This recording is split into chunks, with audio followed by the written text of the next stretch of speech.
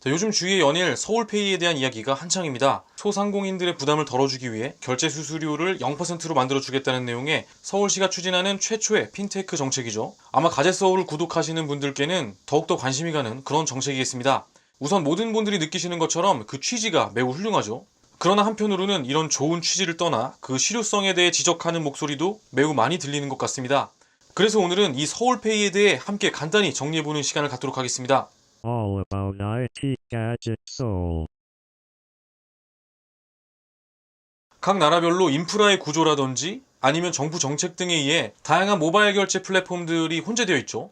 우리나라에는 네이버페이와 함께 삼성페이의 점유율이 상대적으로 높습니다. 그중 이 삼성페이와 관련해서 이야기를 해보면 무선으로 카드의 마그네틱 신용 정보를 전송시켜 결제를 하는 이 MST 방식의 삼성페이의 보급에는 우리나라에 잘 갖춰진 신용카드와 체크카드를 비롯한 이 캐시리스 기반의 결제 생태계가 중요한 전제가 되었다, 이렇게 이야기할 수 있겠는데요. 실제로 다른 나라에 비해 상대적으로 이 전체 결제 수단 중에 카드 이용 비중이 매우 높은 것을 알 수 있습니다. 다시 본론으로 돌아와서 오늘의 주제가 되는 서울페이는 애플페이 그리고 삼성페이의 결제 방식과는 조금 다른 QR코드 결제 방식을 사용하는데요. 스마트폰으로 구매하고자 하는 상품을 제공한 업체의 정보가 담긴 QR코드를 찍고 그곳으로 송금을 하는 방식이죠. 이와 같은 QR코드 방식은 국내에서는 카카오페이가 대표적이고 중국의 경우 알리페이와 텐페이가 대표적인데요. 앞서 두 중국 모바일 결제 플랫폼의 점유율을 합치면 90% 되기 때문에 이미 QR코드 방식 결제의 사용자가 중국에서만 5억 명을 넘겼습니다. 이미 많은 사람들에게서 사용되고 있는 그런 방식이라는 이야기죠.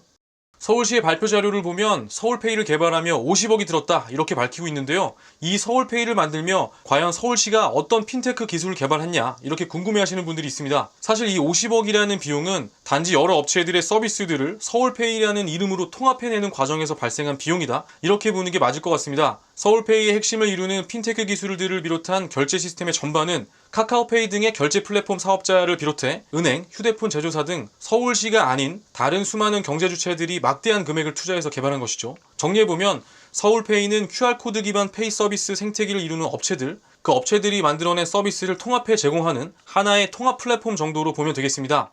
물론 그렇다고 해서 이 서울페이를 평가절하해서는 안 되겠죠. 이렇게 하나의 플랫폼으로 통합을 시키고 기업들과 협의해 수수료 자체를 0%로 만들고 또한 그 유인체액을 만들기 위해 정부와 협의해서 소득 공제율을 40%로 만들어낸 것, 이것이 서울페이의 핵심이 되겠습니다. 자, 앞서 말씀드린 40%의 소득공제율과 관련하여 따지고 보면 이것이 결국은 국민의 세금으로 쓰이는 거다, 이렇게 비판하는 여론들이 있습니다. 반면에 이 세수의 감소분에 대해서 서울시가 그리는 청사진이 있겠죠. 그냥 소상공인 쪽으로만 소비가 전환된 것이지 전체 소비가 늘어나는 건 아닌데 무슨 세수가 증가하겠어, 이렇게 말씀하실 수도 있겠는데요. 이에 대해 일각에서는 일부의 자영업자가 카드가 아닌 현금 수취분 중 일부를 신고해서 고의 누락하는 방법으로 세수에서 빠져나간 부분이 있기 때문에 서울페이가 보급되면 이러한 부분을 완화할 수 있다, 이런 이야기를 하고 있습니다. 그리고 이런 세수의 증가보다 궁극적으로는 서울페이 시행 이후 소비자들이 소상공인들의 사업체를 더 많이 찾게 되고 질적 성장을 통해 소상공인들이 안정감을 갖고 삶을 영위하는 것이 가장 크게 기대되는 점이라고 할 수 있겠습니다. 현재는 가맹점별로 이용할 수 있는 결제 플랫폼이 제각각이고 만약 이것이 QR코드로 통합이 된다 하더라도 어느 누가 나서기 전까지는 플랫폼별로 각기 다른 QR코드를 비치해야 해서 판매자와 소비자의 이용 편의가 낮은 상황이었는데 서울페이로 통합이 되면서 이 부분이 해결이 되었죠. 공동 QR은 모든 결제 플랫폼에서 이용이 가능하기 때문에 결제 플랫폼 서비스 업체와 소비자, 소상공인 모두에게 분명한 장점이 있습니다. 앞서 잠시 언급하긴 하였는데 사실 이 부분이 이번 서울페이와 관련된 핵심이 되는 그런 부분이겠죠. 3월만 되면 연말정산에서 희비가 엇갈리고 동료와 10만원 차이로도 마음이 많이 안 좋습니다. 이 40%라는 소득공제율은 말로만 들어도 매우 든든하죠. 그리고 0%의 수수료 관련해서 생각해보면 소상공인 측면에서는 이 수수료가 항상 발목을 잡는 것처럼 느껴졌겠죠. 술자리에서 어떤 친구가 조그만 술집을 하는 또 다른 친구에게 철없는 소리로 그거 수수료 얼마 안 하는데 왜 이렇게 목매냐, 이렇게 물어보면 당연한 레퍼토리가 흘러나오죠. 야 임마, 이거 인건비 제하고 임대료 제하고 재료값, 인테리어 재투자, 홍보비 같은 거 다 빼고 나면 얼마 안 남는데 또 수수료까지 빠지는데 이런 이야기가 바로 날아오죠. 한 달 한 달 외로운 싸움을 해나가는 그들에게 이 0%가 주는 의미는 단순히 앞으로 안 내도 될 얼마의 수수료 이상으로 정말로 든든하고 고마운 숫자가 되겠습니다. 그래서 저 스스로도 이 정책과 관련해 생기는 끝없는 의문들에 앞서 그 취지에 대해서는 너무도 깊이 공감을 하게 됩니다. 정책들이 물론 올바른 방향성을 가져야 하겠지만 그 정책이 취지가 좋다고 해서 무조건 그 정책이 실제로 좋은 결과를 내느냐 하면 그렇지 않겠죠. 중요한 것은 뭐 다 아시다시피 정책이 탄생하기까지 내부적으로도 끊임없는 고민이 있어야겠고, 정책이 나온 후에도 지지와 반대에 앞서서 정책을 정확히 이해하고 함께 더 나은 방향을 계속해서 찾아 나가야겠습니다. 앞서 말씀드린 것처럼 서울시에서는 서울페이의 성공적인 안착을 위해 여러 가지 혜택을 함께 제공하는데요. 먼저 40%의 소득공제율 관련해서 이것을 표면적으로 보게 되면 현재 체크카드의 소득공제인 30%, 그리고 신용카드의 공제율인 15%보다 서울페이의 소득공제율이 40%로 훨씬 크기 때문에 굉장히 좋은 조건이라고 생각이 들고, 실제로 사용 유도에도 큰 도움이 되겠습니다. 이와 관련해서 서울시의 공식 발표를 살펴보면 소득공제율 40%를 적용하면 연봉이 5천만 원이고 2,500만 원을 소비한 직장인의 경우 연말정산으로 약 79만 원을 환급받게 된다. 이는 신용카드를 사용했을 경우 약 31만 원보다 48만 원을 더 돌려받게 되는 셈이다. 이런 식으로 되어 있는데, 문제는 이 서울페이의 가용처가 한정적이기 때문에 이런 계산이 현실적으로는 조금 무리가 있겠습니다. 아울러 앞서 계산에서는 누락되었던 카드사의 혜택도 함께 살펴봐야 되는데요. 포인트 적립을 비롯해 현장 할인 등 이것저것 1년에 할인받는 금액이 꽤 되기 때문에 두 개의 선택지가 결론적으로 실제로 체감하게 되는 혜택의 차이가 저만큼이나 난다고 이야기하기는 어렵겠습니다. 불리한 것은 다 빼고 최대의 효과를 낼 수 있는 상황을 설정해서 정책을 홍보해서는 안 되겠습니다. 조금만 생각해보면 뻔히 보이는 이런 홍보를 하는 것보다는 카드사들의 혜택을 벤치마킹해도 되겠습니다. 소상공인들의 가게를 지역, 권역별로 묶어 쿠폰이나 포인트, 할인 혜택을 추가할 수도 있고, 개별 카드사보다 서울시 차원에서 더 강력한 유인책을 만들 수 있겠습니다.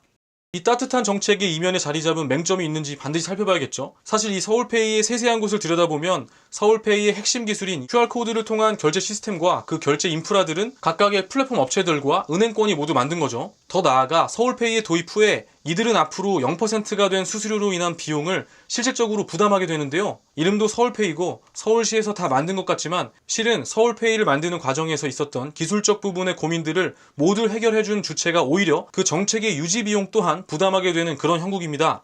실제로 금융권에서는 서울페이를 66만 자영업자에게 무료로 제공하게 되면 월간 약 64억 원, 연간 약 763억 원의 수수료를 포기하는 셈이라는 의견을 내놓고 있습니다. 무엇보다 가장 걱정되는 부분은 서울시 내부에서 이 정책이 수립되는 과정 중에 과연 이 사회적 비용에 대해 어느 정도 디테일하게 고민을 했을까 하는 부분인데요. 이게 2015년 자료이기 때문에 개략적인 특성 정도만 확인하시면 됩니다. 다른 나라에 비해 우리나라가 신용카드의 비중이 압도적으로 높죠. 이 다음에 2016년 자료를 보면 지급수단별로 더 자세히 보실 수가 있겠는데요. 신용카드 점유율이 압도적으로 높죠. 이 QR페이의 대체 효과를 체크카드나 계좌이체가 가지고 있는 이 작은 점유율의 일부로 한정해서 계산을 하고, 이 정도면 얼마 안 되네, 기업에 가해지는 부담과 세수 감소분이 버틸 수 있는 수준입니다, 이런 식으로 보고하고 진행했다면 좀 곤란하겠습니다. 소상공인들에게 체감이 될 만큼 도움되는 수준으로 서울페이의 점유율이 올라가면 올라갈수록 부담해야 하는 비용, 그리고 40%의 소득공제로 인한 세수의 감소가 점점 늘 수밖에 없는 필연적인 구조를 가지고 있기 때문에 결국 이 인프라를 구축해온 주체들에게 점점 더 많은 이익을 뺏게 되고, 또 한편으로는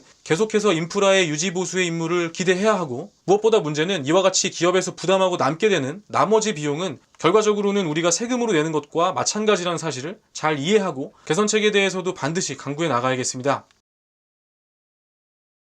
그동안 서울시에서 시행한 많은 정책들 중에 몇 개는 좀 아쉬운 그런 정책들도 있었는데요. 하지만 반대로 생각해보면 우리 삶의 모습이 그런 것처럼 이 정책도 100% 완벽한 정책이라는 게 있을 수 없겠죠. 이번 정책도 전문가, 기업 등을 비롯해 우리 같은 국민들도 함께 고민해보면서 소상공인들에게 실질적으로 도움이 되는 점점 더 완벽한 제도로 함께 만들어가야겠습니다. 자, 오늘 다소 무거운 주제였는데요. 가zet서울을 보시는 구독자님들은 특히 더 이런 기술과 관련된 정책들이 올바른 방향성을 갖는데 더 많은 도움을 주실 수 있는 그런 분들이라고 생각합니다. 구독자님들이라고 표현했지만 여기 오시는 분들 기본적으로 기술에 대해 지식이 많으시고, 또 학교, 기업체를 비롯해 필드에 실제로 계신 분들이죠. 나중에 뵙게 되면 이런 이야기들도 함께 나누면 좋겠다, 이런 생각이 드네요. 자, 이번 주말도 시원하게 보내시고요. 행복한 일들 가득하시길 바랍니다. 감사합니다.